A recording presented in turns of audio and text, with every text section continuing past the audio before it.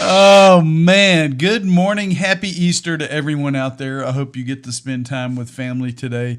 And I hope you don't get ran off because you talk about XRP or Bitcoin or crypto and just keep talking about crypto and keep talking about crypto and keep talking about crypto.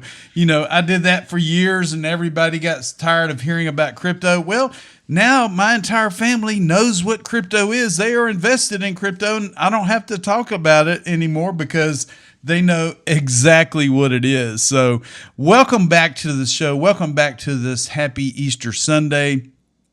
If you get a chance and you're on Twitter or X, follow me at RuleXRP. I'm a crypto teacher. I'll talk about crypto news. I'll talk about Ripple. I'll talk about XRP. I'll talk about blockchain.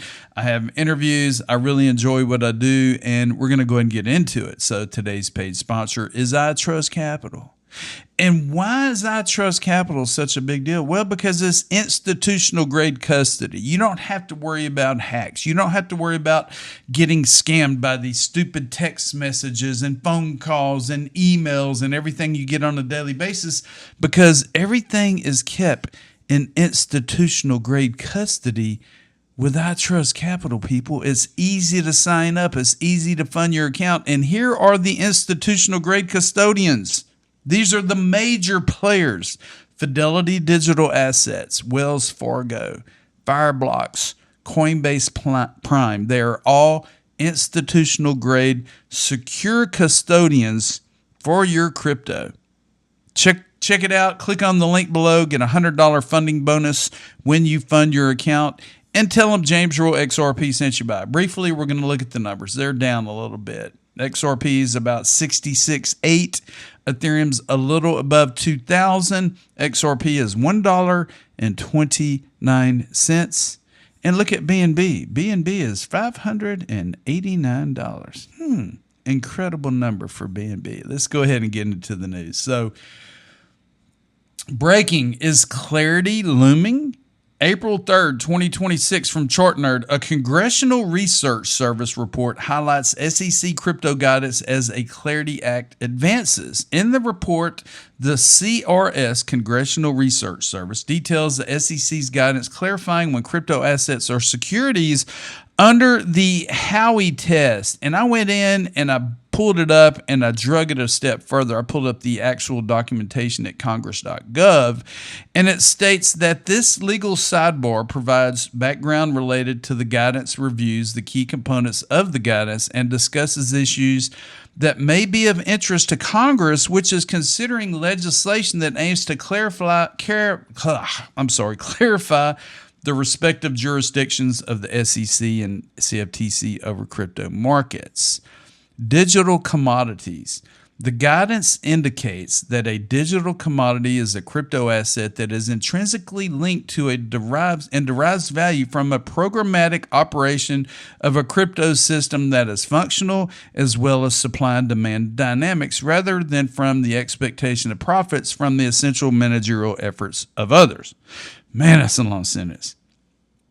Digital commodities do not have intrinsic economic properties or rights, such as generating a passive yield or conveying rights to the profits or assets of a business enterprise. The guidance identifies certain crypto assets that fall within the category, including Bitcoin, Ethereum, XRP, and Solana, because digital commodities do not derive their value from the managerial efforts of others. The guidance explains they are not themselves investment contracts. And XRP has been given the green light for about 3 years now. Here is the documentation at congress.gov. SEC issues crypto guidance as Congress considers market structure legislation. And it goes in here and it tears everything down. It talks about the Howey test. It talks about William Hinman, who gave Ethereum a free pass. If we keep going, it talks about the Trump administration, a crypto taxonomy, digital commodities, digital collectibles, digital tools, stable coins, digital securities, the relationships between a crypto asset and an investment contract, crypto activities, issues for Congress, and I will leave a copy of this below so that you may break it down yourself. Well, it looks like Ripple is very busy this year.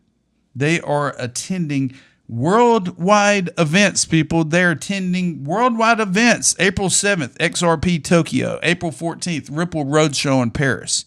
April 14th through 16th, the Paris Blockchain Week. April 21st, Innovative Financial Sunday at Paris. April 21st, London Money 2020. April 21st, Innovative Finance Global. April 30th through May 1st, XRP Las Vegas, baby. I'm going to be there. May 5th through 7th is Consensus in Miami. May 19th and 20th is StableCon Europe, Amsterdam, Netherlands. June the 2nd through 4th is Money 2020 Europe. June 23rd to 25th is Point Zero Forum in Switzerland.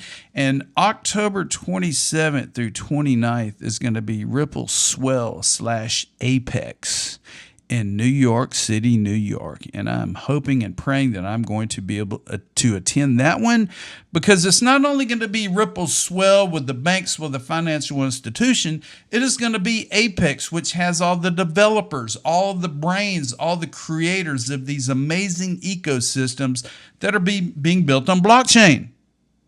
Vibrant crypto future is ahead, people.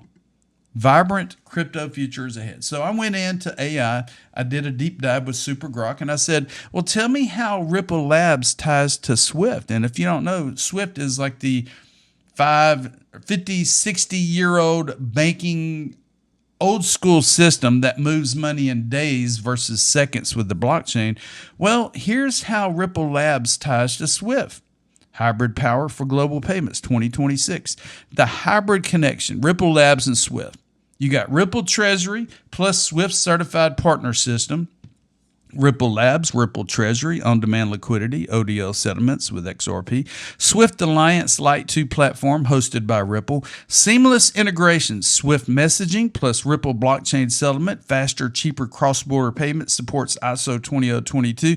Swift, direct Swift access to Ripple Treasury software, people. Then you got Swift over here, over 11,000 institutions worldwide, secure ISO 20022 messages, reliable but slower and higher cost. And then you have Ripple Powered Future, RippleNet, the XRP Ledger, Santander, HSBC. Ripple complements Swift, real-time settlement with XRP, reduced correspondent banks, pilots with tokenized assets, and DLT, which is distributed ledger technology.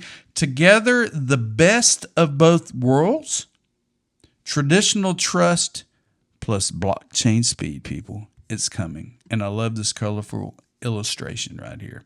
So yesterday, I made a video, and if you didn't get a chance, you need to go back and watch it. 741 million people out of over 8 billion people worldwide own crypto.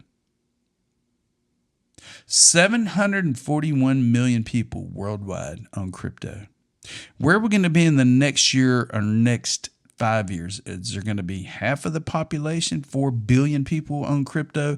You know, all of the big players, the Fidelities, all of these major institutions like Charles Schwab and Franklin Templeton are creating their crypto ecosystems in their banking and with their clients. Millions upon millions of people are going to start investing in some form of value of crypto, an ETF, a bond, whatever. It's coming.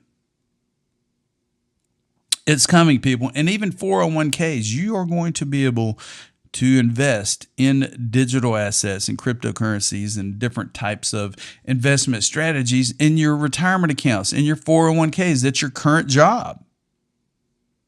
And if you do not have a job, if you've been laid off or fired, you take that old 401k and you roll it into iTrustCapital and you invest in cryptocurrency while we're still early, and you retire early, people. That's what I did. I took all of my 401ks, I threw them into iTrustCapital, and I was able to retire at the early age of 59. And I'm not turning back. I'm not going back to work.